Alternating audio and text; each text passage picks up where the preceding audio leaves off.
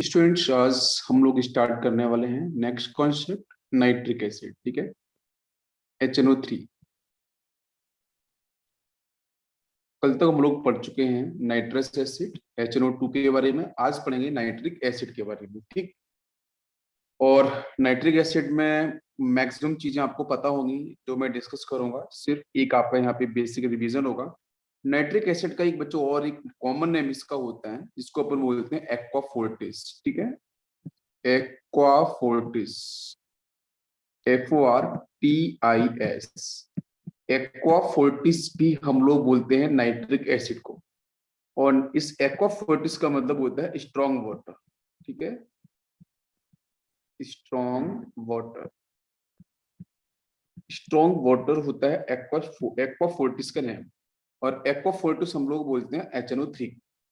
अब क्वेश्चन है कि सबसे पहले HNO3, बाकी इसका ऑक्सीडेशन नंबर में कोई दिक्कत है नहीं। आप इसे यहाँ पे से आयोनाइज कर लो तो मिल जाएगा H+ और NO3-1। ठीक है, तो हाईएस्ट ऑक्सीडेशन नंबर आपको मिल जाएगा यहाँ पे कितना आएगा बच्चों, +5। ठीक है, तो that's why because of highest oxidation number it will work as a strong acid. ठीक है, स्ट्रॉन्ग एसिड की तरह ही आपका वर्क करेगा। नाउ क्वेश्चन इज दिस, इस एक्वा फोर्टिस को हम लोग बनाते कैसे हैं, HNO3 को बनाते कैसे हैं। तो सबसे पहले बच्चों हम बात करेंगे लेबोरेटरी मेथड। लेबोरेटरी के अंदर हम लोग इसको कैसे बनाते हैं, कौन सा प्रोसेस है। और HNO3 बच्चों आपको बता दूं मैं, एग्जाम पॉइंट ऑफ व्यू से बहुत इंपॉर्टेंट है। ठीक है, HNO3 और नाइट्रस एसिड में जो ऑटो ऑक्सीडेशन वाला जो प्रोसेस था, ठीक है, जहाँ पे रिडक्शन भी हो रहा था, ऑक्सीडेशन, वो वाला रिएक्शन इंपॉर्टेंट। जैसे मैं कल देख पा रहा था कि वहां से क्वेश्चंस डिस्कस किए गए हैं आपके नीट एग्जाम मेडिकल में।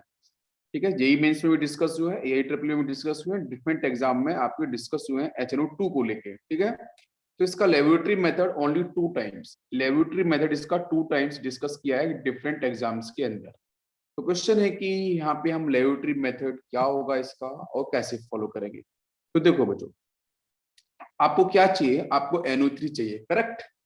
तो सिंपल सा प्रोसेस क्या है, यहाँ देखो आपको यहाँ पे चाहिए HNO3। तो देखो मैं याद करने का तरीका सिखा। HNO3 में आपको कौन सा कैटाइन मिल रहा है, H+ एनायन आपको मिल रहा है NO3-1 आयन। तो H+ कहाँ से मिलेगा, किसी एसिड से मिलेगा। H+ आयन किसी एसिड से मिलेगा। और NO3- आयन है, ये बेटा किसी सॉल्ट से मिल सकता है, बहुत ही इजीली अवेलेबल। ठीक है, तो यहाँ से आप एक आइडिया लगा सकते हो कि हमारे पास एक ऐसा सॉल्ट हो जिसके पास NO3-1 आपका नाइट्रेट एनायन हो और H+ किसी एसिड से आपको मिल जाएगा। तो अब रिएक्शन को पूरा करते हैं।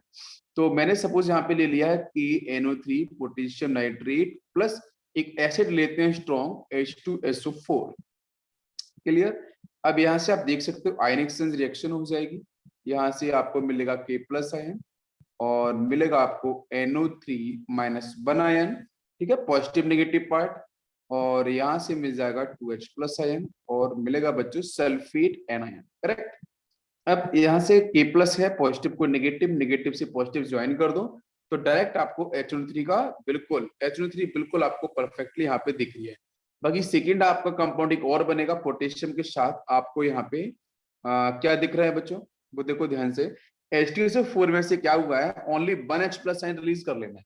ध्यान दो, H2SO4 से, क्योंकि मुझे HNO3 में चाहिए ओनली 1H+ आयन, तो एक ही H+ आयन निकालना, बाकी आपको क्या मिलेगा, बाइसल्फेट। ठीक है, HSO4-1 मिलेगा। ठीक है, हाइड्रोजन सल्फेट या बाइसल्फेट, वो कंबाइन हो जाएगा आपके पोटेशियम +1 के साथ। तो यहां से आपको आंसर मिल जाएगा KHSO4। ठीक है, ये आपको यहाँ से मिल गया है सॉल्ट और ये आपको मिल चुका है यहाँ पे नाइट्रिक एसिड। एक सिंपल सी रिएक्शन है, ये आपको दिमाग में बैठ गई होगी। और यही एक मेथड होता है जिससे इसको हम लोग क्या करते हैं, फॉर्म करते हैं। और प्रोसेस क्या होता है कि हम लोग KNO3 को और H2SO4 को, हाँ कॉन्सेंट्रेटेड होता है, yes it is concentrated H2SO4, दोनों को हम लोग क्या करते हैं, एक बीकर में फिल करते हैं। ठीक है, दोनों को हम लोग क्या करते हैं, एक बीकर में फिल करते हैं और नीचे से बच्चों हम लोग क्या करते हैं, हीट करते हैं। ठीक है, इसको नीचे से यहाँ से आपको मिल जाएगी हीट। जब हीटिंग करेंगे तो एक पाइप के थ्रू कनेक्टिविटी होती है और यहाँ से एक पाइप निकलेगा इस तरीके से, और वो पाइप से बच्चों क्या क्या, तो सॉल्ट बनेगा KHO4 और आपका यहाँ पे HNO3 फॉर्मेशन। तो जो HNO3 यहाँ वेपर्स की फेज में आएगा, कैसा होगा, वेपर की फेज में पाइप से आएगा, और वहां पे ऊपर से कोल्ड वाटर, जैसे यहाँ से पाइप आया और इस पाइप में यहाँ पे HNO3 आ रहा है, और ऊपर से हम डालते हैं कोल्ड वाटर, ठीक है, ठंडा पानी। कोल्ड वाटर डालेंगे तो ये कंडेंस हो जाएगा, और उसके बाद यहाँ से आपका जो H2SO4 है, सॉरी जो HNO3 है, वो आपको यहाँ पे इकट्ठा हो जाएगा। H2SO4 जो है वो आपका नीचे तो बिल्कुल क्रिस्टल की फॉर्म में जाएगा, वो नीचे जाके आपका इकट्ठा हो जाएगा, ठीक है। बस एक ये सिंपल सा प्रोसेस है, इसको हम इस तरीके से कर सकते हैं।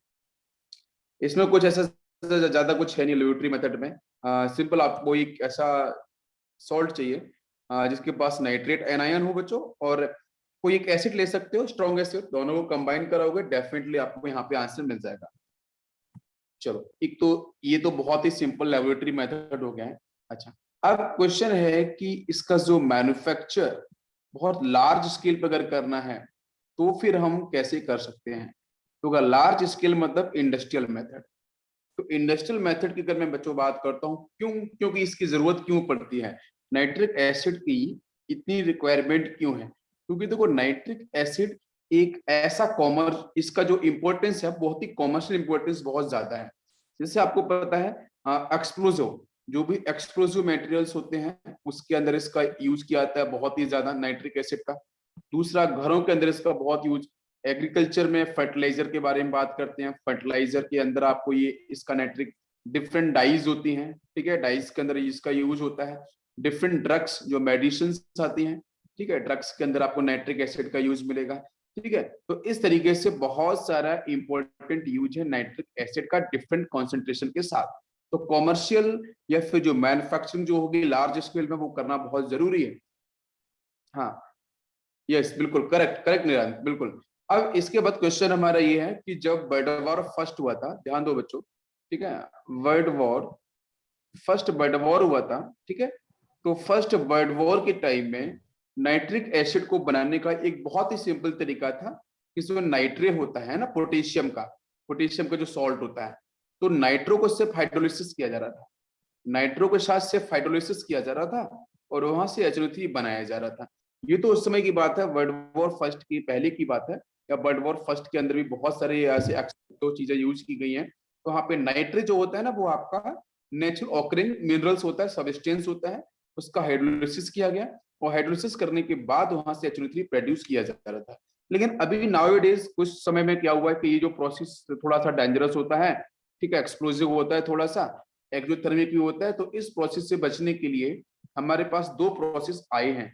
इसमें एक फर्स्ट प्रोसेस है जिस साइंटिस्ट के नाम पे है, दिस इज बार्कलैंड प्रोसेस, ठीक है, बार्कलैंड एंड EYD, बार्कलैंड एंड एडवी प्रोसेस, ठीक है, जिसको हम लोग एक नाम से और कॉल करते हैं, this is also called arc process. आपकी केमिस्ट्री की NCERT के अंदर आर्क प्रोसेस डिफाइन किया गया है, ठीक है।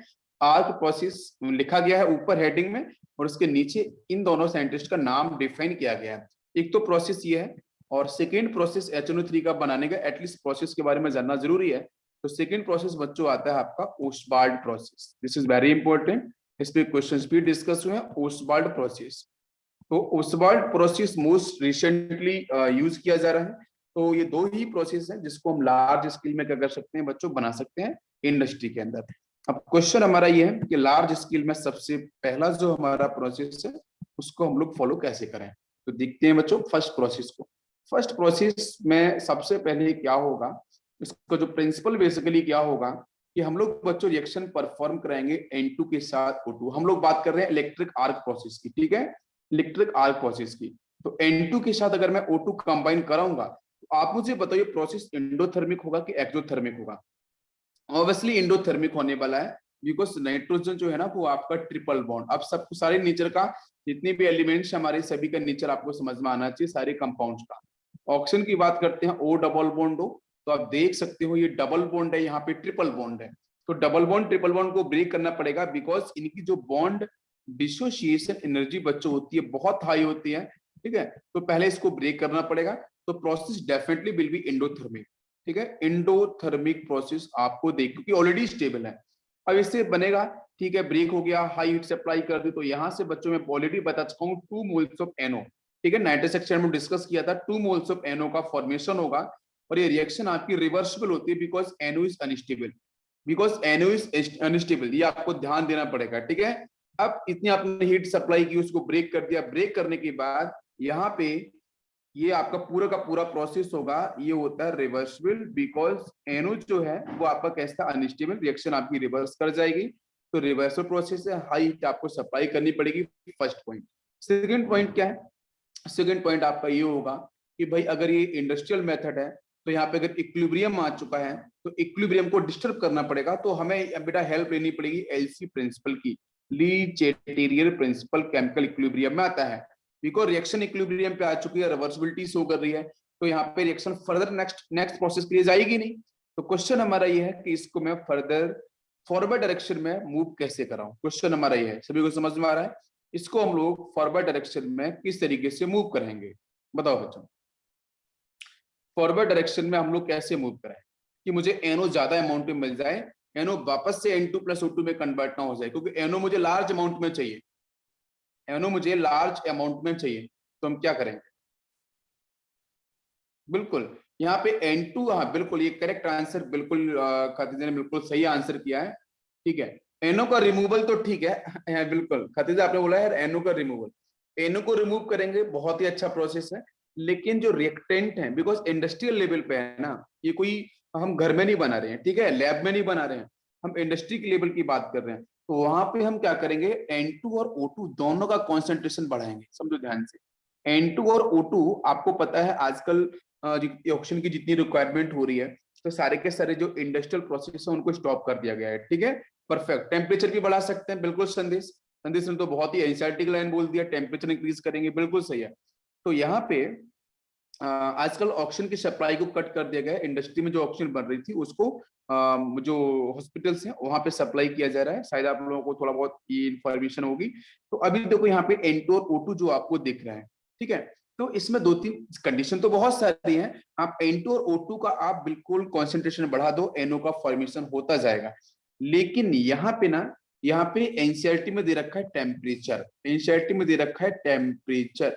अगर टेम्परेचर इंक्रीज करेंगे तो भी आपकी जो रिएक्शन है वो N2 और O2 डिकम्पोज होते जाएंगे और रिएक्शन आपकी फॉरवर्ड डायरेक्शन में मूव करती जाएगी। अब NO यहाँ से बन चुका, तो हमारे पास 2-3 कंडीशन है, N2 O2 कॉन्सेंट्रेशन बढ़ा लो, NO कॉन्सेंट्रेशन को कट कर लो। लेकिन NO को कब तक कट करेंगे, जब तक N2 O2 भी डालना पड़ेगा ना। तो N2 O2 को बढ़ाना पड़ेगा, कंटिन्यूस इंक्रीज करना पड़ेगा कि रिएक्शन इक्विलिब्रियम पे पहुंचे ही ना, और बराबर वहां से हम NO को क्या करते जाएंगे, रिलीज करते जाएंगे। और टेम्परेचर भी बढ़ाएंगे, वो आप डेफिनेटली आप, बिकॉज ये गैसेस है N2 और O2, तो डिकम्पोज होते जाएंगे और फटाफट से आपका ये NO में कन्वर्ट होता जाएगा। अब NO बन चुका है, तो अब सेकंड स्टेप में क्या होगा, सेकंड स्टेप के अंदर NO के साथ हम पास कराएंगे oxygen gas in the presence of 2 moles. तो यहां से आंसर क्या बनेगा, आप लोगों को मैं पहले पढ़ा चुका हूं, आंसर बताते चलो मुझे। ठीक है, NO का ऑक्सीडेशन हो रहा है तो कन्वर्ट किसमें हो जाएगा, NO2 के अंदर। ठीक है, NO2 में कन्वर्ट हो चुका है। अब ये जो NO2 है इसकी बच्चों मिलते हैं वेपर्स, NO2 है ना, ये आपको मिलता है वेपर्स की फेज में। अब इस NO2 को ये सेकेंड स्टेप हो चुकी है, थर्ड स्टेप में NO2 के साथ सिंपल सी स्टेप है कि आप हाइड्रोलिसिस करा दो इसका। और NO2 का जब हाइड्रोलिसिस होगा तो क्या आंसर बनता है, बताओ बच्चों। NO2 का hydrolysis, what is the oxidation number here, आपको पता चलेगा कि सर +4 ऑक्सीडेशन नंबर है। तो एक बार इंक्रीज एक बार डिक्रीज आपको पता चुका हूँ, रिएक्शन आपको पता है, तो क्या बनेगा, एक तो HNO3 बनेगा, हाँ बिल्कुल सही, और दूसरा आंसर बनेगा HNO2। एक भी रिएक्शन ऐसी नहीं है जो आपको पता ना हो। तो HNO3 यहाँ पे ऑलरेडी बन चुका है, परफेक्ट। अब इस HNO2 का क्या किया जाए, तो हम दूसरे पाइप या दूसरे पाइप में हम कैसे HNO2 कनेक्ट करेंगे, और HNO2 के जो वेपर्स होंगे उसके साथ हम कराएंगे बेटा फर्दर इसका ऑक्सीडेशन करा सकते हैं। या फिर आप ऐसा करोगे, अगर 3 मोल्स HNO2 है तो इसको हम लोग डिकम्पोज करते हैं तो ज्यादा बेटर आंसर मिलता है। क्यों, बाई प्रोडक्ट वो मिलेगा जो NO ऊपर बन रहा था, ध्यान दो। तो इंडस्ट्री में हम लोग वो रिएक्शन प्रोसीड करते हैं कि बाई प्रोडक्ट जो मिले ना, वो जो इनिशियली हम लोगों ने रॉ मटेरियल्स यूज किया था ना, वही मिल जाए। तो अगर मैं इसका सपोज HNO2 का मैं ऑक्सीडेशन कराता, सीधा HNO3 मिल जाता, लेकिन बाई प्रोडक्ट नहीं मिलता कुछ। तो HNO3 को हम लोग 3 मोल्स लेके इसको हीट करते हैं, तो हीट करने से यहाँ से पहला आंसर बनता है HNO3, सेकेंड आंसर बन जाता है 2 मोल्स ऑफ NO, और प्लस मिलता है वाटर मॉलिक्यूल। तो आपका जो NO यहाँ पे बन चुका है, ये NO बेटा फर्दर आप यूज कर सकते हो एज ए रॉ मटेरियल, आपको ऑलरेडी दिख रहा है, देख सकते हो ये दो।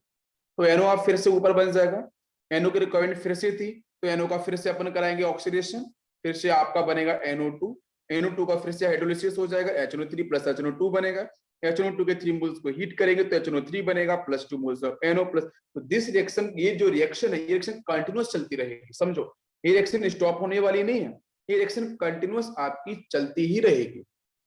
तो यही इंडस्ट्री के लिए मुझे क्या होता है, इसका इंपॉर्टेंट प्रोसेस होता है कि जो रॉ मटेरियल मिले, बिकॉज मुझे थर्मोडायनेमिकली भी कॉन्सेप्ट देखने पड़ते हैं इंडस्ट्री के अंदर।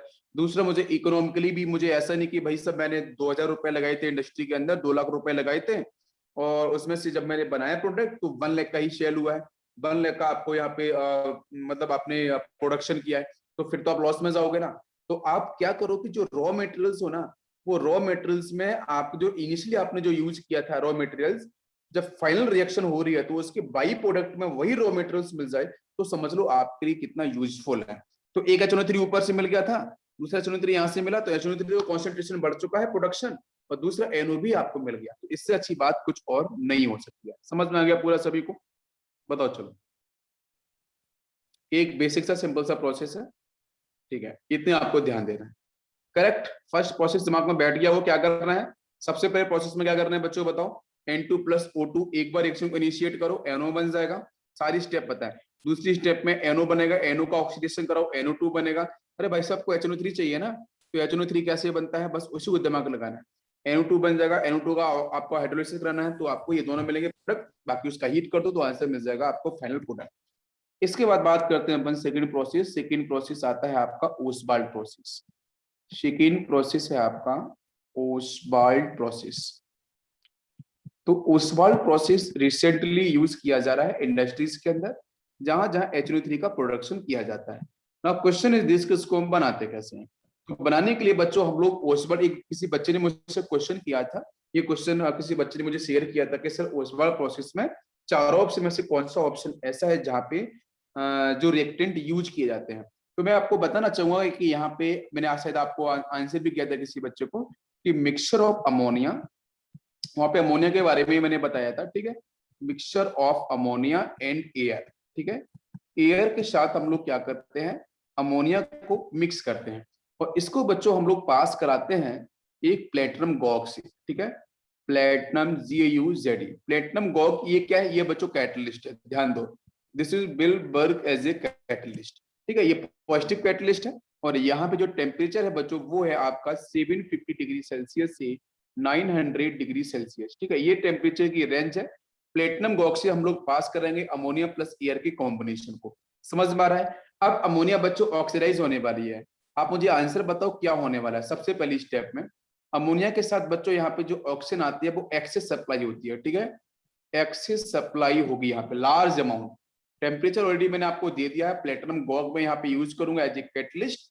तो यहाँ से बच्चों जो अमोनिया है ना, it will oxidise and converted into NO, और प्लस यहाँ से आपको बनेगा वाटर मॉलिक्यूल, और प्लस यहाँ से बच्चों एनर्जी रिलीज होती है 21600 कैलोरी, इतनी ज्यादा एनर्जी यहाँ से रिलीज होती है। This is very very important, तो ध्यान दो यहाँ से अमोनिया प्लस ऑक्सीजन, ठीक है, परफेक्ट, अमोनिया प्लस ऑक्सीजन। अगर मैं अमोनिया का ऑक्सीडेशन कराऊंगा, एक्सेस ऑक्सीजन में लेके आऊंगा, तो यहाँ से आपका बन जाता है NO, this is very important. बाकी आपका बनेगा water molecules, large amount of energy यहाँ पे आपकी रिलीज होगी। तो this process completely exothermic, exothermic. अच्छा एक क्वेश्चन था, जैसे संदेश ने बोला था कि सर उसके पहले जो प्रोसेस हुआ था उस प्रोसेस के अंदर क्या था कि वहां पे अपन ने ऑक्सीजन, वहां पे मैंने टेम्परेचर को बढ़ाया था। अब क्वेश्चन ये है कि मैं टेम्परेचर को क्यों बढ़ा रहा था, तो इसके पीछे शायद किसी बच्चे ने पूछा नहीं था, शायद मुझे लग रहा था कि आपको वो स्टेटमेंट के बारे में आइडिया लग रहा होगा, एलसी प्रिंसिपल कैसे वर्क करता है, ठीक है।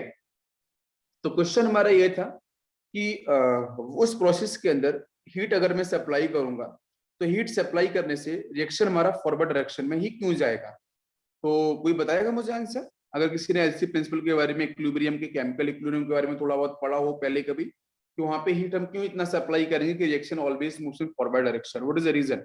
तो रीजन बच्चों बहुत ही क्लियर, देखो वो प्रोसेस एक्चुअली में क्या था, एंडोथर्मिक, आपको शायद पता चल रहा होगा, मैंने वहां पे बोला भी था, वो प्रोसेस कैसा था, एंडोथर्मिक। तो वहां पे क्या था, मैं अगर लिखूं एंडोथर्मिक प्रोसेस को तो कैसे, A plus B plus heat, बात समझ में आ रही है, प्लस हीट, और यहां से बन रहा है C आपका प्रोडक्ट। तो अब यहाँ पे आप समझ सकते हो कि मुझे चाहिए फॉरवर्ड डायरेक्शन, मुझे एनओ का प्रोडक्शन चाहिए था, मैं पहली रिएक्शन को एक्सप्लेन कर रहा हूँ, ठीक है, आपकी आर्क प्रोसेस को। तो मुझे सी चाहिए मैक्सिमम अमाउंट में, मुझे रिएक्शन चाहिए फॉरवर्ड डायरेक्शन के अंदर। तो बेटा फॉरवर्ड डायरेक्शन में जाने के लिए, जैसा बहुत से बच्चों ने अपना अपना स्टेटमेंट दिया था कि इसकी सर मैं सी का कॉन्सेंट्रेशन मैं बाहर निकाल लेता हूँ, रिएक्शन इक्विलिब्रियम में थी, सी कॉन्सेंट्रेशन को बाहर निकालता हूँ, ऑब्वियसली रिएक्शन फॉरवर्ड डायरेक्शन में जाएगी definitely, higher concentration to lower concentration, A B react करेंगे फिर से सी बनेगा। दूसरा चांस क्या है कि ए का कॉन्सेंट्रेशन बढ़ाओ तो भी आपका रिएक्शन फॉरवर्ड हो जाएगा, बी का कॉन्सेंट्रेशन बढ़ाओ तो भी फॉरवर्ड हो जाएगा, ए बी दोनों का बढ़ाओ तो भी फॉरवर्ड हो जाएगा। But because of endothermic process, ठीक है, तो हीट यहाँ पॉजिटिव में लिखी हुई है इस साइड में, आपके रिएक्टेंट के साइड में।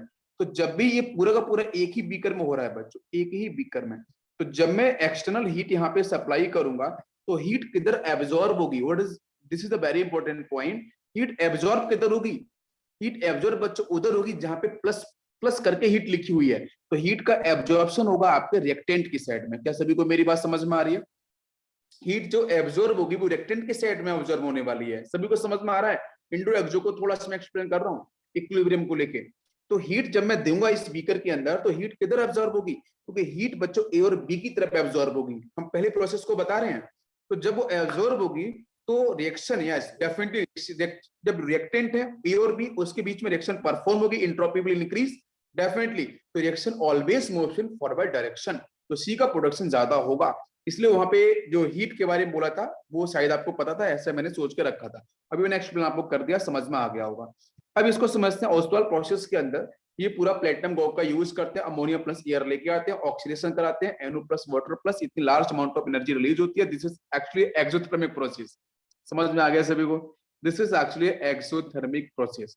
अब एक क्वेश्चन हमारा है, ध्यान देना बेटा, कि हम कैटलिस्ट का यूज क्यों करते हैं? कैटलिस्ट का यूज करने के पीछे रीजन पता है क्या है? उसका यूज करने के पीछे रीजन बहुत ही सिंपल है, मैं एक बार आपको ना एक्सप्लेन कर देता हूँ यहाँ पे। कि जो प्लेटिनम मैंने यूज किया था, किसी बच्चे को अगर पता है तो आप बोल सकते हो, ठीक है, प्लेटिनम एज ए कैटलिस्ट यहाँ पे यूज किया जा रहा था। तो आपके सभी के माइक अनम्यूट है, आप बिल्कुल बता सकते हो प्लेटिनम का यूज क्यों किया जा रहा है। बिकॉज एक तो बच्चों समझो, प्लेटिनम आपका डी ब्लॉक एलिमेंट है, डेफिनेटली रेट ऑफ रिएक्शन को बढ़ाने के लिए, बिल्कुल करेक्ट आंसर है। प्लेटिनम आपका क्या है? डी ब्लॉक एलिमेंट है, सभी को पता है। और ये डी ब्लॉक एलिमेंट है, ये मेटल है डेफिनेटली, और इसके मेटल्स के जो एटम्स होंगे प्लेटिनम के, वो ना बेटो इस तरीके से आपके, कितने बच्चों को पता है? Raise your hands please. ठीक है, तो यहाँ पे जो आपके प्लेटिनम के एटम्स हैं वो इस तरीके से अरेंज हो जाएंगे, और आपको पता है यहाँ पे सरफेशियल रिएक्शन होने वाली है, ठीक है, सरफेस केमिस्ट्री की हेल्प ली जाने वाली है, ठीक है। तो क्या होगा यहाँ पे? कुछ ऐसा होगा कि ये जो वॉइड दिख रहे हैं बीच बीच में, ये देखो वॉइड दिख रहे हैं ना, एटम्स के बीच में खाली जगह जो दिख रही है, एटम्स लार्ज साइज के होते हैं। अच्छा, इसके बीच में क्या होगा आपको पता है कि जो N2 और जो O2 है, मैं के बारे में बात कर रहा हूँ, वो अभी इसमें क्या, मैंने ओस्वाल्ड प्रोसेस में क्या बच्चे यूज करते हैं? अमोनिया, तो अमोनिया को यूज करने वाले हैं, ठीक है। तो यहाँ पे आपका अमोनिया गैस जो होगा वो भी गैस में है, और ऑक्सीजन है वो भी गैस है, ये दोनों के दोनों जो गैसेस है ना वो यहाँ पे एडजॉर्ब होंगी। एक वर्ड बेटा मैं यूज कर रहा हूँ एडजॉर्ब, एडजॉर्प्शन बोल रहा हूँ, सरफेशियल एक्टिविटी, ठीक है।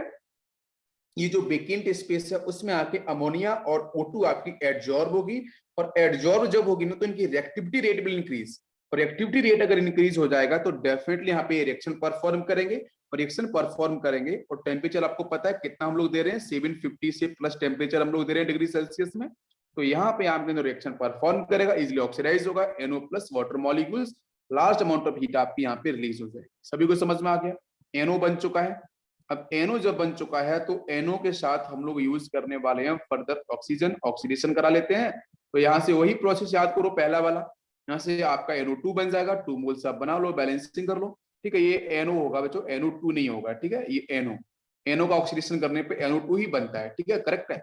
इसके बाद क्या होगा कि यहाँ से NO2 आ चुका है, तो NO2 का फर्दर हम कराएंगे बच्चों हाइड्रोलिसिस। तो जब इसका हाइड्रोलिसिस कराएंगे, इसके यहाँ पे 3 मोल्स होते हैं, तो यहां से बनता है 2 मोल्स ऑफ HNO3 प्लस बन जाता है फर्दर NO। और NO जो बन चुका है ना, ये NO हम फिर से रीयूज कर सकते हैं, क्योंकि आपको पता है फर्स्ट स्टेप के अंदर जब अमोनिया का ऑक्सीडेशन हुआ था तो वहां पे NO का फॉर्मेशन हुआ था, वाटर मॉलिक्यूल प्रोड्यूस हुआ था, वेरी इंपॉर्टेंट, आपको समझ में आ रहा होगा।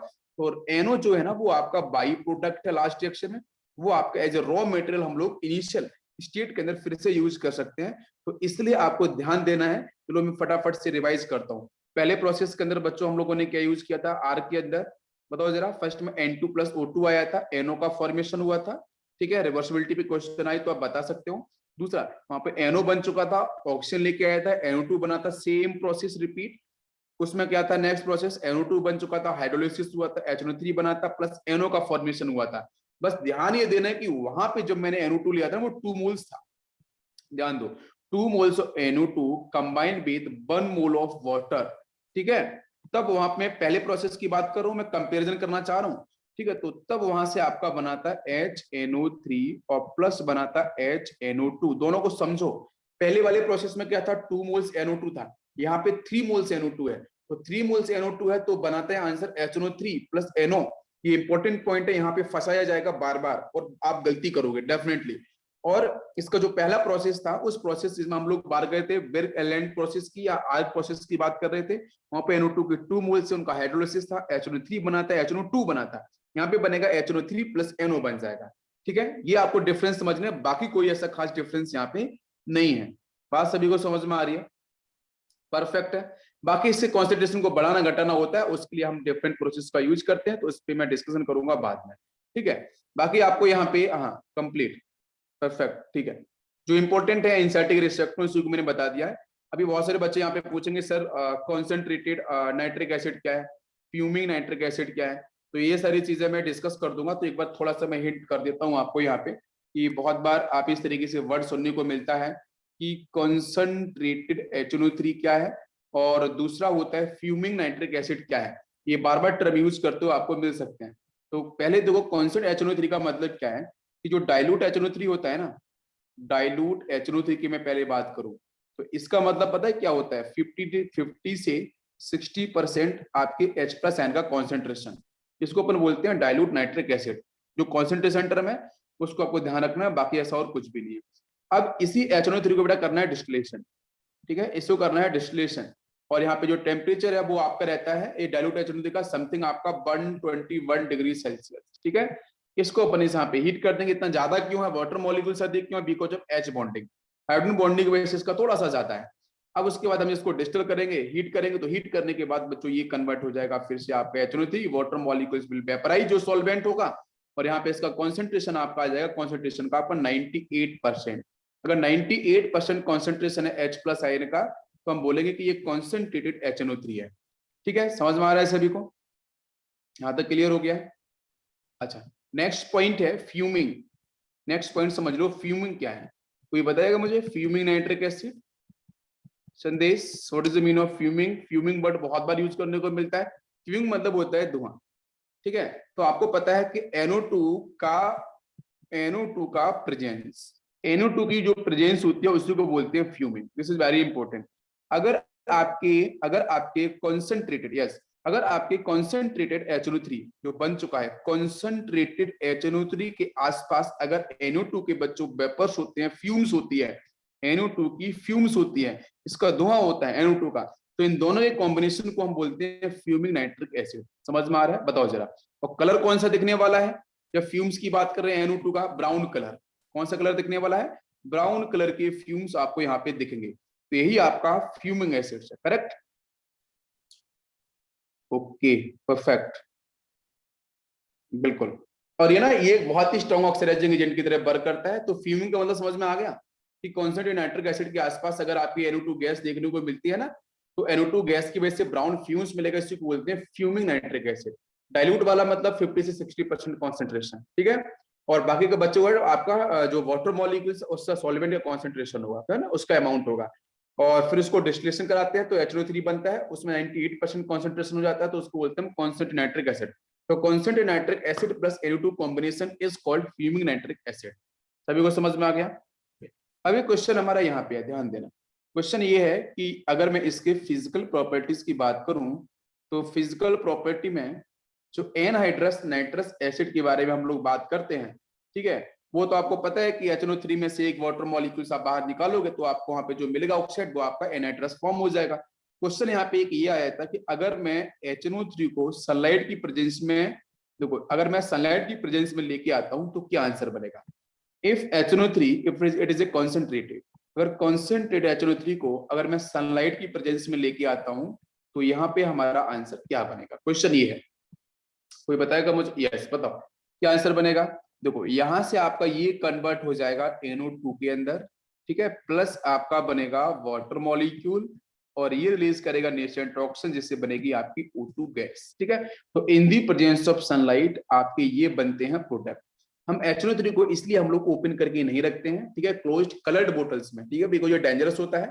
तो क्लोज्ड होती हैं, कलर्ड बोटल्स होती हैं, जितनी भी डेंजरस आपके ये थोड़े से हैजर्डस जो भी आपके कंपाउंड्स होते हैं, आपके जो लिक्विड्स होते हैं, उनको हम केमिस्ट्री लैब के अंदर क्या करते हैं, कलरफुल बोतल्स के अंदर रखते हैं, जिससे आपको पता चले कि ये थोड़ा सा इससे बच के रहना है। जब भी इसका यूज करना है पूरे आपको प्रिवेंशन प्रिकॉशंस जो भी है वो सारे के सारे आपको लेने हैं। समझ में आया? करेक्ट हो गया यहाँ तक? ओके, नेक्स्ट हम लोग बात करेंगे, टाइम कितना हो गया है? ओके, अभी तो बहुत टाइम है। चलो अब देखते हैं नेक्स्ट पॉइंट कि यहाँ पे इसकी फिजिकल प्रॉपर्टीज समझ में आ चुकी होगी। नेक्स्ट हम लोग बात करेंगे केमिकल प्रॉपर्टीज। तो केमिकल प्रॉपर्टीज में सबसे पहले हम बात करेंगे रिएक्शंस के लिए। आपको पता है HNO3 जो स्ट्रॉन्ग एसिड, ये स्ट्रॉन्ग एसिड है, तो फिर बेटा ये बहुत सारे कंपाउंड्स रिएक्ट कर सकता है, चाहे आपके मेटल के बेसिक ऑक्साइड हो, चाहे यहाँ पे कार्बोनेट्स हो, चाहे बाई कार्बोनेट्स हो, चाहे हाइड्रोक्साइड हो, चाहे वो करस्पॉन्डिंग सॉल्ट्स हो, उन सबके साथ ये आराम से रिएक्शन को परफॉर्म कर सकता है और प्रोड्यूस करेगा बच्चों क्या, ऑक्सीजन भी प्रोड्यूस करेगा जो ऑक्सीडाइजिंग नेचर को शो करने के लिए। तो सबसे पहले मैं क्वेश्चन पूछूंगा आपसे कि कैल्शियम ऑक्साइड के साथ अगर आपका यहाँ पे HNO3 आता है तो हमारा आंसर क्या बनेगा। सेकेंड रिएक्शन मैं आपसे यहाँ पे देता हूँ कि अगर बच्चों कार्बोनेट Na2CO3 अगर ये आएगा तो इसके साथ हमारा HNO3 का प्रोड्यूस करेगा। नेक्स्ट मैं पूछूंगा कि अगर NaOH के साथ अगर यहाँ पे मैंने दे दिया वही HNO3 तो फिर हमारा आंसर क्या बनेगा। तो पहला क्वेश्चन है कैल्शियम ऑक्साइड के साथ, तो आपको अच्छे से पता है कि जो भी आपको मेटल के ऑक्साइड दे रखे हैं, मेटल के कार्बोनेट दे रखे हैं, मेटल का हाइड्रोक्साइड दे रखा है, तो उन्हीं का बच्चों क्या करेगा, ये करस्पॉन्डिंग सॉल्ट प्रोड्यूस करेगा नाइट्रेट वाला, करस्पॉन्डिंग सॉल्ट प्रोड्यूस करेगा नाइट्रेट वाला। तो कैल्शियम जाएगा इधर नाइट्रेट के साथ, सोडियम जाएगा नाइट्रेट के साथ सेकंड रिएक्शन में, थर्ड में सोडियम जाएगा फिर से नाइट्रेट के साथ। तो वो फर्स्ट स्टेप में क्या बनेगा, Ca, कैल्शियम +2 नाइट्रेट -1 में होता है, तो CaNO3 ट्वाइस, बिल्कुल सही आंसर। बाकी बनेगा वाटर मॉलिक्यूल, H यहाँ से, O यहाँ से, वाटर मॉलिक्यूल। सेकंड स्टेप में क्या बनेगा, NaNO3 बनेगा, आप बैलेंस कर लेना। बाकी वाटर मॉलिक्यूल बनेगा, कार्बोनेट है बच्चों, तो इसकी वजह से यहाँ पे carbon dioxide gas extra release होगी, ठीक है। नेक्स्ट NaOH के साथ बात करेंगे तो यहाँ से मिल जाएगा NaNO3 मिल जाएगा, प्लस आपको मिलेगा वाटर मॉलिक्यूल्स। तो ये कुछ कॉमन रिएक्शंस हैं, सॉल्ट्स आपको मिल रहे हैं, गैसेस कार्बन डाइऑक्साइड मिल रही है। अच्छा नेक्स्ट हम लोग बात करेंगे ऑक्सीडाइजिंग नेचर, ऑक्सीडाइजिंग एजेंट को समझते हैं।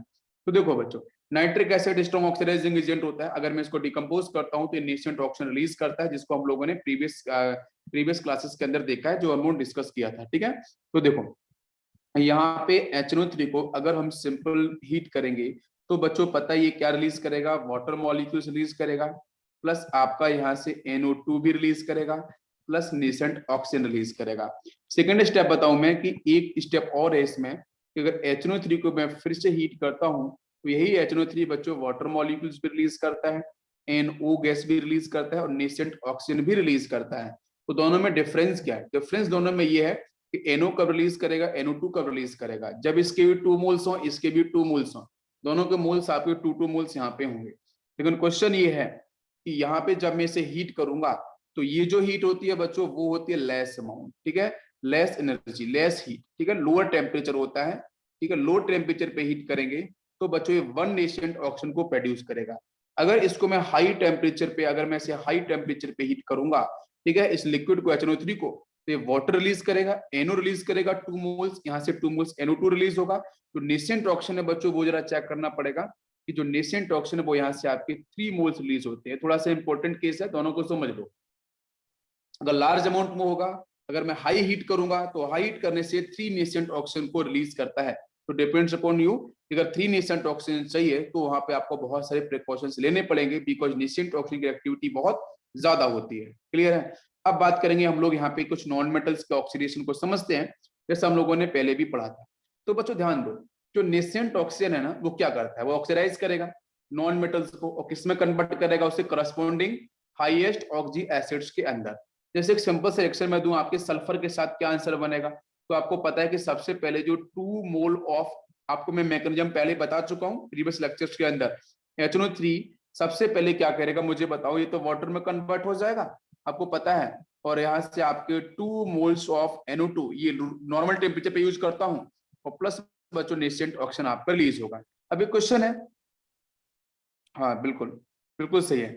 अब इसमें सेकंड स्टेप में क्या होगा, सल्फर के साथ वो नेसेंट ऑक्सीजन, और मैंने आपको बता के रखा था ये वाटर मॉलिक्यूल, दोनों को मैंने एक साथ लिखा था, ठीक है ना, दोनों को मैंने एक साथ लिखा था, दोनों को आप यूज कर दो, तो यहाँ से आंसर बन जाएगा H2SO4 हाईएस्ट ऑक्सीडेशन नंबर में कन्वर्ट हो जाएगा। बाकी आप इसे कैंसिल आउट कर सकते हो, तो कौन कौन सा part, nascent oxygen water, nascent oxygen water cancel हो जाएगा, बाकी आपको आंसर मिलेगा सल्फर प्लस, ठीक है, ये HNO3। अगर मैं चलो एक क्वेश्चन और पूछता हूँ आपसे, ध्यान देना, अगर ये HNO3 आपका नॉर्मल हीट नहीं किया है मैंने, काफी हाई हीट किया है, ठीक है, हॉट है, कॉन्सेंट्रेटेड है, हॉट है और कॉन्सेंट्रेटेड है, तो बताओ मुझे आंसर में क्या चेंज होगा, तो आंसर में क्या चेंज होगा बच्चों, ये नेसेंट ऑक्सीजन 3 हो जाएगा, 3 नेसेंट ऑक्सीजन, 3 नेसेंट ऑक्सीजन यहाँ भी आ जाएगा, आंसर वही मिलेगा, आंसर में कोई खास चेंज होने वाला नहीं है, बस नेसेंट ऑक्सीजन आपको एक्स्ट्रा मिलेंगे, ठीक है। तो यहाँ से आंसर आपको मिल जाएगा H2SO4 मिल जाएगा, और ये H2SO4 ऊपर से आपको क्या मिलेगा, NO2 मिलेगा, और बाकी आपको क्या मिल जाएगा, अगर इसे बैलेंस करेंगे तो आपको वाटर मॉलिक्यूल्स भी आपको यहाँ पे लेस अमाउंट में मिलेगा। तो इंपॉर्टेंट पॉइंट है कि sulphur will convert into SO4-2, ठीक है। चलो मैं कुछ चीजें आपसे पूछता हूँ, चलो फटाफट से मुझे एक बार आंसर दे दो, मैं नहीं तो इसको कराऊंगा नहीं फिर। नेक्स्ट मैं पूछूंगा कार्बन, कार्बन चेंज बच्चों किस में होगा बताओ, कार्बोनिक एसिड में, करेक्ट सभी को, कार्बन चेंज किस में होगा, आपके कार्बोनिक में। 1 सेकेंड, ये सल्फर लिख गया है, H2CO3। नेक्स्ट अगर मैं आपसे पूछूं फास्फोरस चेंज किस में होगा, जल्दी से बताओ मुझे, फास्फोरस चेंज किस में होगा, ऑर्थोफॉस्फोरिक एसिड में, है ना, ऑर्थोफॉस्फोरिक एसिड में, बिल्कुल सही, करेक्ट आंसर है H3PO4 ऑर्थोफॉस्फोरिक एसिड। मैं अगर आपसे पूछूं, ध्यान देना, मगर अब पूछूं आपसे आयोडीन, आयोडीन का भी मैंने कराया था, आयोडीन अगर बेटा ऑक्सीडाइज होगा तो आयोडिक एसिड में, बिल्कुल सही है, HiO3 आयोडिक एसिड में कन्वर्ट होगा। मैं अगर आपसे पूछूं, ये तो कुछ कॉमन आपके नॉन मेटल्स हैं, उनको आप यूज कर सकते हो, जिसको हम लोगों ने पहले भी डिस्कस किया है। अब आते हैं मेटलॉइड्स पे, तो मेटलॉइड को भी मैंने आपको बताया था, तो क्वेश्चन हमारा ये कि मेटलॉइड के साथ हमारा आंसर कैसे निकलेगा, ठीक है। तो जिस मैंने बताया था मेटलॉइड्स प्लस नॉन मेटल्स लगभग एक जैसे ही रिएक्शन करते हैं, आपको पता है, ठीक है। तो जो मेटलॉइड्स है उनके भी बनेंगे आपके करस्पॉन्डिंग आपके हाईएस्ट ऑक्सीडेशन नंबर वाले ऑक्सी एसिड्स। जैसे मैं आपसे बोलूं आर्सेनिक, ध्यान दो, आर्सेनिक बच्चों कन्वर्ट किस में होगा, जल्दी से बताओ मुझे आंसर, आर्सेनिक एसिड के अंदर, ठीक है। What is arsenic acid, H3AsO4। I think आपको रिवाइज हो रहा है, ठीक है। मेटलॉइड के बारे में बात करें, नेक्स्ट बच्चों में एंटीमनी के बारे में बात करूं, तो ये कन्वर्ट बताओ किस में होगा, एंटीमनी कन्वर्ट किस में होगा, एंटीमोनिक एसिड में। यस, एंटीमोनिक एसिड मतलब H3SPO4, एंटीमोनिक एसिड बोलना सीखो, ठीक है। नेक्स्ट अगर बच्चों में यहाँ पे टिन लेके आता हूं, तो टिन कन्वर्ट किस में होगा, जल्दी से बताओ मुझे, मेटास्टेनिक एसिड, राइट, एक बार याद रखना, मेटास्टेनिक एसिड मतलब H2SNO3, जो नाम बोल रहा हूं वो जरूरी है, ठीक है। तो यहां से आपका बनेगा मेटास्टेनिक, लास्ट में एक आएगा, मेटास्टेनिक एसिड, H3SNO3 का फॉर्मेशन होगा। बाकी NO2 गैस आपको हर जगह मिलेगी, NO2 gas, NO2 gas, NO2 gas आपको हर जगह मिलने वाली है, करेक्ट है, सभी को समझ में आ रहा है। अच्छा, इसके बाद कुछ और भी कंपाउंड्स में ले लेता हूं, जैसे मैंने लिया है सल्फर डाइऑक्साइड, बताओ सल्फर डाइऑक्साइड कन्वर्ट किस में होगी, बताओ भाई, सल्फर डाइऑक्साइड कन्वर्ट किस में होगी, सल्फ्यूरिक में, है ना, H2SO4 के अंदर, जैसे केमोनोफोर वाला सीक्वेंस था ना, वही वही सीक्वेंस है, बस कन्वर्जन ध्यान रखना और कुछ भी नहीं है। अगर मैं आपसे बोलता हूँ हाइड्रोजन सल्फाइड H2S गैस किस में कन्वर्ट हो जाएगी, बताओ, ये किस में कन्वर्ट होगी, सल्फर में कन्वर्ट हो जाएगी, बिल्कुल सही। मैं अगर आपसे बोलता हूँ ferrous sulphate, ferrous sulphate FeSO4, तो यहाँ +2 ऑक्सीडेशन नंबर है, तो ये कन्वर्ट हो जाएगा +3 के साथ, ठीक है, एक में कन्वर्ट हो जाएगा। लेकिन गैस कौन सी रिलीज होगी यहाँ पे, बताओ बच्चों, गैस कौन सी रिलीज होगी यहाँ पे, जैसे अगर मैंने एक क्वेश्चन पूछा था आपसे, हाँ, तो ध्यान देना, पहला आपका था SO2, तो SO2 की जब रिएक्शन होगी तो वहां से जो गैस रिलीज होगी ना, इससे HNO3 के साथ रिएक्शन परफॉर्म हो रही है, तो यहाँ से गैस रिलीज होगी आपकी NO2 गैस, और H2S के केस में बात करूं, सल्फर में जब कन्वर्ट होगा तो यहाँ से भी आपकी NO2 गैस ही रिलीज होगी। लेकिन FeSO4 की बात करूं, तो यहाँ पे जब कन्वर्जन होगा तो यहाँ से आपको मिलती है NO gas, this is very important, ठीक है, NO गैस आपको देखने को मिलेगी। ये आपको इंपॉर्टेंट पॉइंट है, ध्यान रखना। यहाँ से NO गैस आपको देखने को मिलेगी, because this NO gas is further absorbed bye ferrous sulphate. क्या आपको मेरी बात समझ में आ रही है? जो NO गैस बनेगी तो NO एज ए लिगेंड, ध्यान दो, NO as a ligand Lewis base की तरह वर्क करेगा। फिर लिविस बेस की तरह वर्क करेगा, सामने डी ब्लॉक का एलिमेंट है, तो उस केस में ferrous sulphate, yes this is ferrous sulphate, ये बच्चों इसको एब्जॉर्ब कर लेगा, और इसको एब्जॉर्ब करेगा तो डार्क ब्राउन रिंग का फॉर्मेशन करेगा। ध्यान दो, डार्क ब्राउन रिंग का फॉर्मेशन करेगा, दिस इज वेरी इंपॉर्टेंट। तो हम नाइट्रेट के टेस्ट को आइडेंटिफाई करते हैं इस टेस्ट के through, this is very important. मैं आपको फिर से रिपीट कर रहा हूं कि रिएक्शन क्या होगी। आपको पता है FeSO4 कन्वर्ट कैसे हो जाएगा Fe2SO4 थाइस के अंदर, और वहां पे क्या बनेगी, NO गैस। ये रिएक्शन बहुत इंपॉर्टेंट है, ध्यान देना। संदेश आपने पहले भी डिस्कस किया था, थोड़ा सा मैं हिंट कर रहा हूं यहाँ पे, ठीक है। तो NO जो बनेगा वो लिगेंड है, वो NO क्या हो जाएगा, एब्जॉर्ब किया जाएगा फेरस सल्फेट FeSO4 के द्वारा। जब एब्जॉर्ब किया जाएगा तो यहाँ पे आपको क्या मिलेगा, यहाँ पे डार्क ब्राउन रिंग, रिंग मतलब समझते हो, गोले, डार्क ब्राउन रिंग आपको यहाँ पे, जिसको बोलते हैं नाइट्रोसोफेरस सल्फेट। नाइट्रोसोफेरस सल्फेट पूरा नाम होगा, नाइट्रोसोफेरस सल्फेट का फॉर्मेशन होगा। और ये नाइट्रोसोफेरस सल्फेट जो बन चुका है, तो जो रिंग टेस्ट है, तो this is the ring test, ठीक है, फॉर द नाइट्राइट्स। तो जो हमारे नाइट्रेट्स होते हैं NITRATES, जो नाइट्रेट्स होते हैं उनका आपका ये रिंग टेस्ट होता है। बात सभी को समझ में आ रही है? मैं इसको पूरा पूरा बता दूंगा, ठीक है, ये रिएक्शन कैसी होती है डी ब्लॉक के अंदर, नाइट्रेट्स को टेस्ट कैसे करते हैं। बाकी मैं थोड़ा सा आपको बता देता हूँ, यहाँ ध्यान दो एक बार, ये आपका यहाँ पे मैंने दिया है नाइट्रेट, ठीक है, और इसके सामने आपका यहाँ पे है ferrous, this is ferrous sulphate. एक बार मैं ना थोड़ा सा जनरल फॉर्म आपको बता देता हूँ, फेरस सल्फेट, तो इसके सामने बच्चों रहता है कॉन्सेंट्रेटेड, वो बनता है ना H2SO4, ठीक है, H2SO4। तो इसके सामने यहाँ से फाइनल जो रिजल्ट मिलता है वो होता है बच्चों ब्राउन रिंग, ठीक है। ए ब्राउन रिंग कंपाउंड्स का फॉर्मेशन होगा, और वो कंपाउंड बच्चों होगा FeSO4.NO, ठीक है, FeSO4.NO। ये ब्राउन रिंग आपको यहाँ पे देखने को मिलेगी, तो इसको थोड़ा ध्यान रखना, क्वेश्चन इसके ऊपर मिल सकते हैं, आप लोग कर पाओगे। क्लियर है सभी को? यहाँ तक समझ में आ गया होगा, बताइए सभी को यहाँ तक क्लियर हो गया है? Yes, perfect. नेक्स्ट अगर मैं एक क्वेश्चन पूछूं आपसे, आप जरा मुझे बताना, ध्यान देना, इरंत वही आंसर करो, समझ में आ रहा है यहाँ तक? अगर मैं आपको देता हूं आयोडीन, ध्यान दो, अगर मैं आपको देता हूं पोटेशियम आयोडाइड, तो पोटेशियम आयोडाइड रिलीज क्या करेगा? तो आपको पता है यहाँ से क्या मिलने वाला, I-, वो I- कन्वर्ट किस में होगा, I2 के अंदर। HNO3 के साथ में बात कर रहा हूँ, ठीक है। अगर इसके साथ में और बोलूं, जैसे मैंने अगर आपको HBr दिया, एक साथ रिएक्शन कराई थी KMNO4 के साथ, याद करो HI दिया मैंने, तो Br- कन्वर्ट किस में हो जाएगा, Br2 के अंदर। I- कन्वर्ट किस में हो जाएगा, ये भी I2 के अंदर ही कन्वर्ट होगा। क्लियर है? सबको समझ में आ रहा होगा यहाँ तक? अच्छा, इसके बाद अगर मैं नेक्स्ट क्वेश्चन और आपसे पूछूं, आयरन सल्फाइड FeS के सामने अगर HNO3 आएगा तो क्या आंसर बनेगा? तो ये भी बच्चों कन्वर्ट होगा FeSO4 के अंदर, ठीक है। तो जो आयरन सल्फाइड है ना, FeS, पहली स्टेप में नेसेंट ऑक्सीजन बन जाएगा, वो नेसेंट ऑक्सीजन FeS के सामने आएगा, तो FeS डायरेक्ट ऑक्सीडाइज हो जाएगा FeSO4 के अंदर, ठीक है, इसको ध्यान रखना। ऐसे आपका एक आता है SnCl2, हम लोगों ने कितनी बार डिस्कस किया है, ये कन्वर्ट किस में हो जाएगा, SnCl4 के अंदर, करेक्ट। जैसे कैन शुगर का एग्जांपल दूं, तो कैन शुगर भी ऑक्सीडाइज होगा, मैंने बताया था किसमें, ऑक्सैलिक एसिड के अंदर, तो C12H22O11, this is cane sugar. ये बच्चों HNO3 की प्रेजेंस में ऑक्सीडाइज होता है, यानी 18 नेसेंट ऑक्सीजन आते हैं, 18 नेसेंट ऑक्सीजन, वो इसको ऑक्सीडाइज करते हैं और कन्वर्ट करते हैं बच्चों ऑक्सैलिक एसिड के अंदर, COOH, यहाँ पे ट्वाइस लिख लो, या फिर ऐसे लिख लो H2C2O4, या फिर बना लो इसके स्ट्रक्चर आप C++O, now this is OH, C++O, now this is OH, ठीक है। ऑक्सैलिक एसिड का फॉर्मेशन करेगा, बाकी बच्चों यहाँ से रिलीज कर देगा ये वाटर मॉलिक्यूल। तो कुछ कॉमन स्टेप्स हैं, आपको आई थिंक समझ में आ चुकी होंगी पूरी। अब हम बात करेंगे नेक्स्ट मेटल। अगर metal, metalloid finish, non metal finish, कुछ important element finish, brown ring के बारे में आपको बता दिया। अब बात करते हैं मेटल्स के साथ। तो पता है जो आपके एक्सेप्शंस कहाँ पे आता है, नोबल मेटल्स के साथ। गोल्ड, प्लेटिनम में ऑलरेडी बता चुका था, वहां पे आंसर होता नहीं है। अब आते हैं यहाँ पे कि जब आपके मेटल से रिएक्शन परफॉर्म करता है HNO3, तो फिर यहाँ पे डिफरेंट टाइप की गैसेस प्रोड्यूस होती है। मैं पहले बता चुका था, NO2 गैस प्रोड्यूस हो सकती है, NO गैस प्रोड्यूस हो सकती है, N2O गैस प्रोड्यूस हो सकती है, और इवन N2 गैस भी प्रोड्यूस हो सकती है, और अमोनिया गैस भी प्रोड्यूस हो सकती है।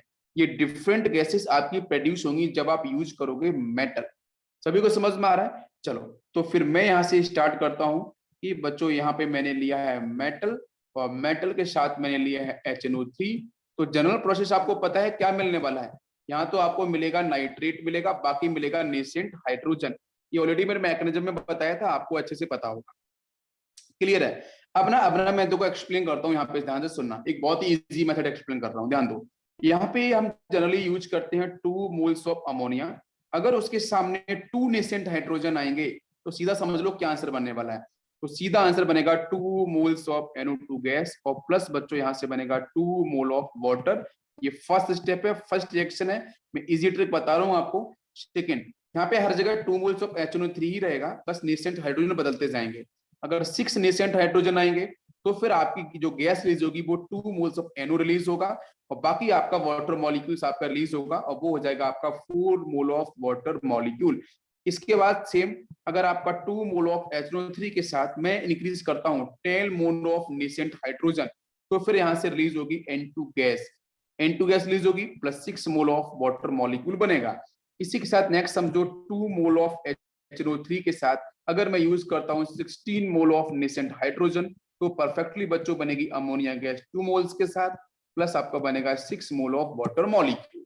तो यहाँ पे जो रोल आपको दिख रहा है, चेंज दिख रहा है, चेंज किसका? नेसेंट हाइड्रोजन का। ये सब कुछ गेम बदल रहे हैं। तो जब भी आप रिएक्शन लिखोगे तो रिएक्शन की बैलेंसिंग थोड़ा सा ध्यान देना पड़ेगा आपको, ठीक है? तो बैलेंसिंग करते समय आपको आइडिया लगेगा कि 2 नेसेंट हाइड्रोजन है कि 6 नेसेंट हाइड्रोजन बन रहे हैं, कि आपके जनरली तो आप 1 नेसेंट हाइड्रोजन बनाओगे ना, आप 1 नेसेंट हाइड्रोजन बनाओगे ना फर्स्ट स्टेप में। तो जब रिएक्शन पूरी तरीके से बैलेंस करोगे तब वहां पे आपको एक मैं लंबा तरीका बता रहा हूँ लेकिन सही बता रहा हूँ, यूनिवर्सल ट्रुथ है, फैक्ट है, एकदम रटना नहीं पड़ेगा आपको। जब रिएक्शन बैलेंस करोगे तो बैलेंस करते समय अगर 2 मोल नेसेंट हाइड्रोजन दिख रहे हैं तो आप NO2 गैस निकाल देना, कोई इश्यू नहीं है। अगर 6 दिख रहे हैं तो NO गैस, 10 नेसेंट हाइड्रोजन तो N2 गैस, अगर 16 है तो फिर आपको निकालना पड़ेगा अमोनिया गैस। ये कुछ कॉमन सा है पॉइंट, इसको आपको बिल्कुल समझ के रखना पड़ेगा। सबको समझ में आ रहा है? बताओ। अब एक क्वेश्चन है कि सर मेटल के साथ ऐसा रोल क्यों प्ले हो रहा है, अलग गैसेस क्यों रिलीज हो रही हैं? तो इसके पीछे देखो सीधा सा स्टेटमेंट आपको मैं बता देता हूँ। कुछ फैक्टर्स हैं, उन फैक्टर्स की वजह से यहाँ पे जो मेटल है वो डिफरेंट टाइप के ऑक्साइड्स को प्रोड्यूस कर रहा है। इसमें फर्स्ट पॉइंट आपका आता है कौन कौन से फैक्टर्स हैं। पहला फैक्टर आता है नेचर ऑफ मेटल। मेटल का नेचर कैसा है? हाईली रिएक्टिव मेटल है, लो रिएक्टिविटी वाली मेटल है। तो मेटल का नेचर कैसा है, उस नेचर मैंने आपको बताया भी था, रिएक्टिविटी, हाई रिएक्टिव, लो रिएक्टिविटी वाली पहले आपको जब पहले लेक्चर हो चुके हैं। अगर रिएक्टिविटी ऑफ मेटल जो है ना, जो नेचर ऑफ मेटल है वो भी डिफाइन करता है कि कौन सी गैस प्रोड्यूस होनी चाहिए। दूसरा, जो एसिड का कॉन्सेंट्रेशन है इट विल ऑल्सो डिफाइन कि कौन सी गैस प्रोड्यूस होनी चाहिए। नेक्स्ट, इस पे फैक्टर्स पे क्वेश्चन आता है। टेम्परेचर ऑफ रिएक्शन, यहाँ पे हीटिंग जो है वो भी डिफाइन करती है, लेकिन हीटिंग में क्वेश्चन आएगा नहीं, लेकिन ध्यान रखना ये फैक्टर है। हीटिंग की वजह से भी गैसेस आपकी चेंज होती हैं। नेक्स्ट है आपका प्रेजेंस ऑफ इम्प्योरिटीज। इम्प्योरिटीज की प्रेजेंस किस तरीके से, बाकी गैसेस की प्रेजेंस कैसी है, इन फैक्टर्स पे भी क्या करता है, ये डिपेंड करता है। फैक्टर्स को ध्यान रखना पड़ेगा, तो फैक्टर्स के ऊपर AIEEE में क्वेश्चन डिस्कस किया गया है, इसलिए आपको ध्यान रखना है।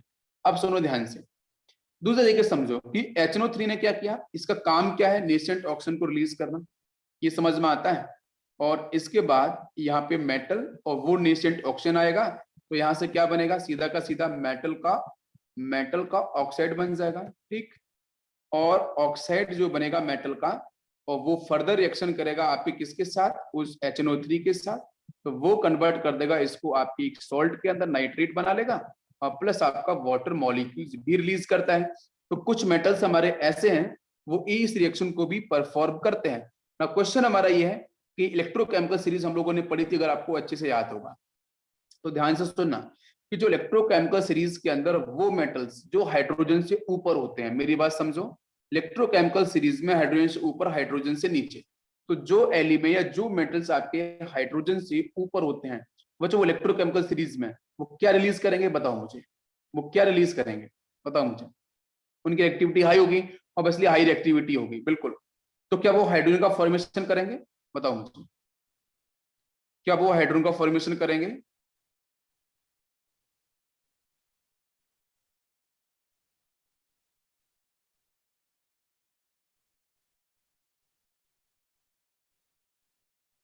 बताओ मुझे क्या होना चाहिए? क्या हाइड्रोजन रिलीज करेंगे कि नेसेंट ऑक्सीजन रिलीज करेंगे? क्या करेंगे रिलीज? HNO3 का काम तो वही है नेसेंट ऑक्सीजन रिलीज करना, लेकिन वो नॉन मेटल और मेटलॉइड के साथ। तो मेटल के साथ तो नेसेंट हाइड्रोजन रिलीज होता है। क्वेश्चन है कि नेसेंट ऑक्सीजन के लिए कहाँ, नेसेंट ऑक्सीजन कहाँ पे रिलीज होगा? क्योंकि हमारे कुछ ये भी तो केस बन सकता है ना, एक ये भी तो दिमाग में आ रहा है मेरे कि मेटल आए फिर नेसेंट ऑक्सीजन आ जाएगा तो मेटल का ऑक्साइड बनेगा, फिर सॉल्ट प्लस वाटर बनाता है। ये भी तो एक केस होता है ना, बताओ मुझे। तो ऐसा कहाँ पे देखने को मिलेगा?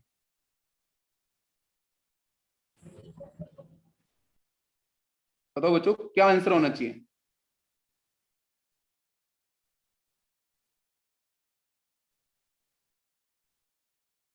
लो रिएक्टिविटी वाले मेटल्स, लो रिएक्टिविटी हाई रिएक्टिविटी वाले मेटल्स। चलो ना इसको इसमें ना, अरे मैं इसलिए तो पहले पढ़ा चुका था, आप लोग लेक्चर देखते नहीं हो मुझे ऐसा लगता है। लेक्चर को देखा करो। सी बैच के बच्चे लेक्चर बहुत अच्छे से देखते हैं, नीट बैच के बच्चे लेक्चर नहीं देखते हैं। जो लेक्चर रिकॉर्ड करके डालता हूँ उनको लगता है एक बार में समझ में आ गया। बच्चों क्वेश्चन चीजों को बार बार रिपीट करना पड़ता है, सुनना पड़ेगा आपको। सुनोगे तो आपको चीजें समझ में आएंगी, नहीं तो फिर क्या होगा आप समझ सकते हो। ठीक है, तो पहले समझ लो एबव। ठीक है, जो हाइड्रोजन से ऊपर वाले हैं, ठीक है, हाइड्रोजन से ऊपर वाले जो एलिमेंट्स है, मेटल्स हैं आपके इलेक्ट्रोकेमिकल सीरीज के अंदर, हम उनकी बात कर रहे हैं। तो वहां पे आपका जो मैग्नीशियम है, जैसे मैग्नीशियम एग्जांपल आप ले सकते हो, आप मैग्नीज का एग्जांपल ले सकते हो। तो ये बच्चों रिलीज करते हैं सीधा, इनके साथ कोई दिक्कत ही नहीं है, हाईली रिएक्टिव मेटल्स हैं, तो इनके साथ कोई इशू नहीं है। HNO3 आप जैसे लेके आओगे ना यहाँ पे, वो HNO3 आपका डाइल्यूट, ऑब्वियसली यहाँ पे हम डाइल्यूट फेज में यूज करेंगे बिकॉज सामने वाले क्या है, हाईली रिएक्टिव है।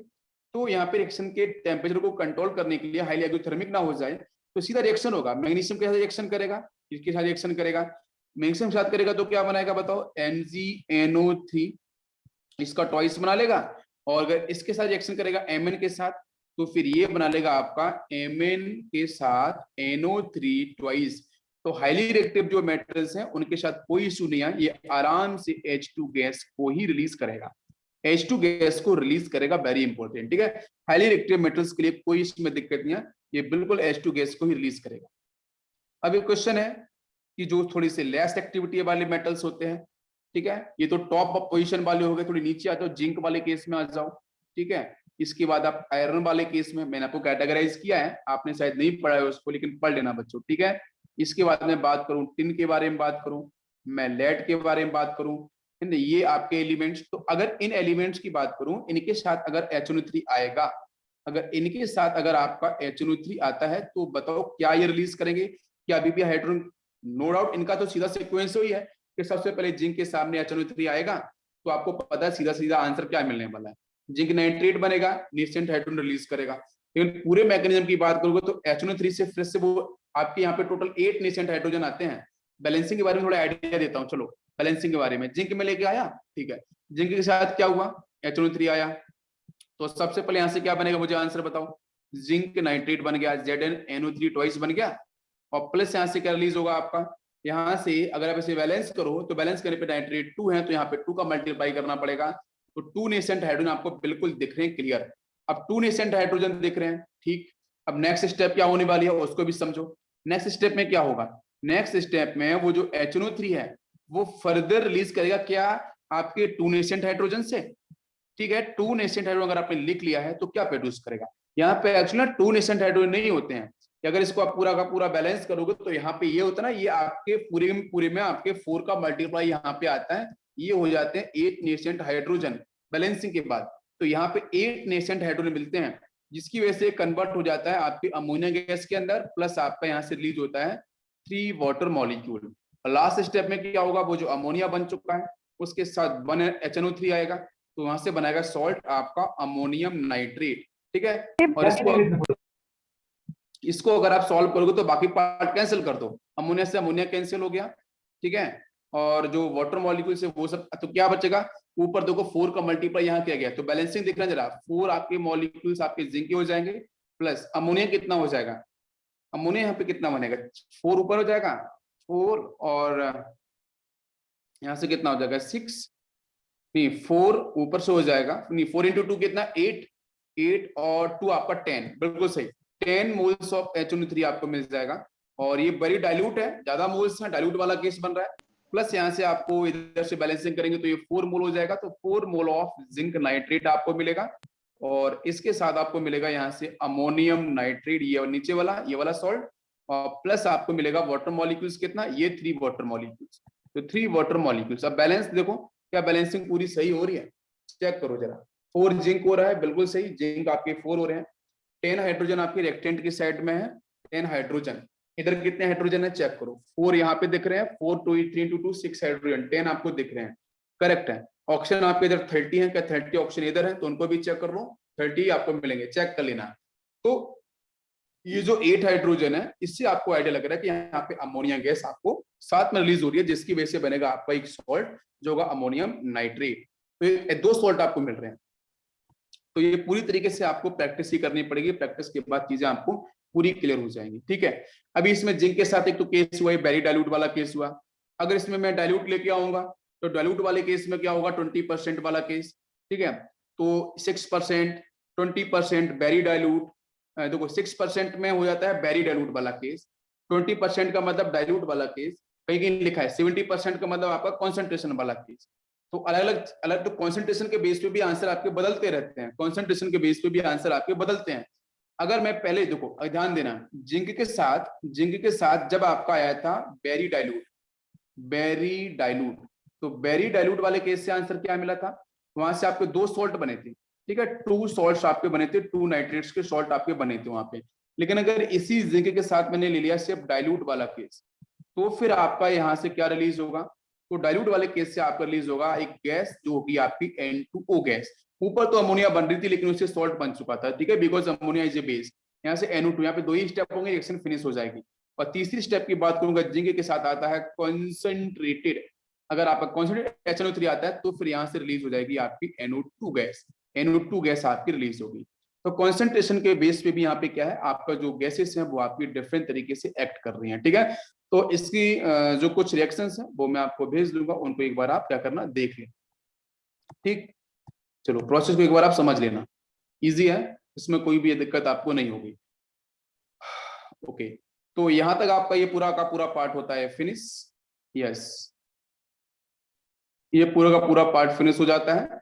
और इसके बाद बच्चों हम लोग बात करेंगे, नेक्स्ट आपका आएगा फास्फोरस, ठीक है, नेक्स्ट केस होगा आपका फास्फोरस। तो फास्फोरस में डिफरेंट कैटेगरीज हैं, ठीक है, कैसे होगा क्या होगा वो सारे के सारे केसेस हम लोग बताएंगे, ठीक है। तो नेक्स्ट लेक्चर बिल्कुल होगा, ठीक है, नेक्स्ट लेक्चर करेंगे हम लोग 4 to 5, आप लोग ज्वाइन हो जाना। मोल कॉन्सेप्ट को हम लोग पढ़ने वाले हैं, आज ग्राफ के बारे में पढ़ेंगे, कुछ और बेसिक इन्फॉर्मेशन पढ़ेंगे, ठीक है। तो सिर्फ फास्फोरस बचा है, उसको नेक्स्ट लेक्चर में हम लोग फिनिश करेंगे। और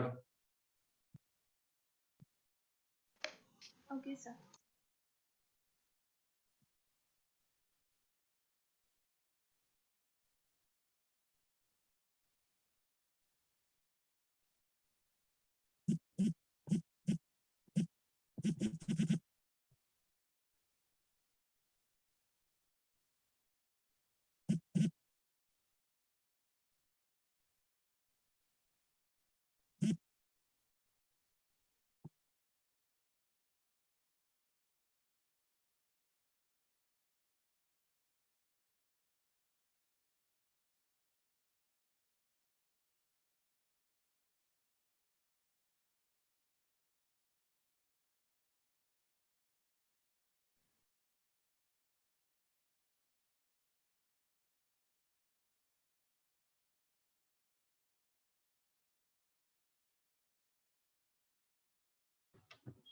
Yes, welcome student. Good afternoon, sir. Good afternoon, good afternoon. Good afternoon, sir. Good afternoon, Good good afternoon. afternoon, sir. Yes, good afternoon, good afternoon. Screen दिख रही है मेरी? नहीं सर। No, sir. नहीं दिख रही है। एक